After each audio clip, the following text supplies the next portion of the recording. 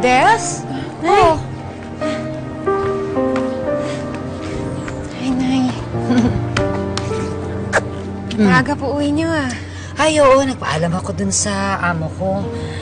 Kasi plano ko ipagluto kayo ni Inay. At na malengke ako, anak. Halika, pasok tayo sa loob. Dali.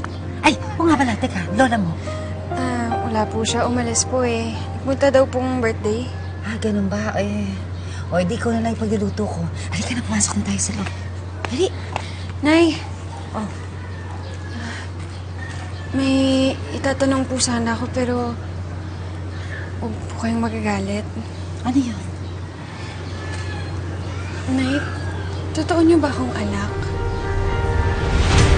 Kayo po ba ang tunay kong nanay? Tess, ano na naman ba ito?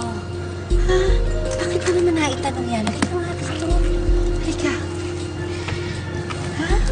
Yung kapitbahay ko kasi kanina eh.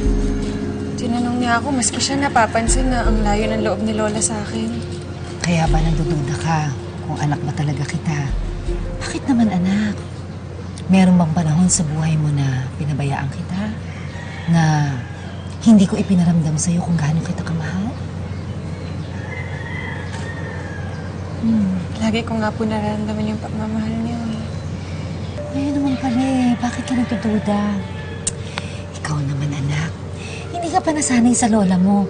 Masama talaga ang ugali nun, di ba? Alam mo, maski naman sa akin, mas sweet ang lola mo. Hindi lang naman sa'yo, di ba? Kaya huwag ka na nag-iisip ng kung ano-ano, ha, anak? Sorry, Nay. Hindi ko na po iisipin yun. Diyos ko. Sige, Nay, tatapusin ko lang po yung mga sinampay ko. Sige po, Nay, ah.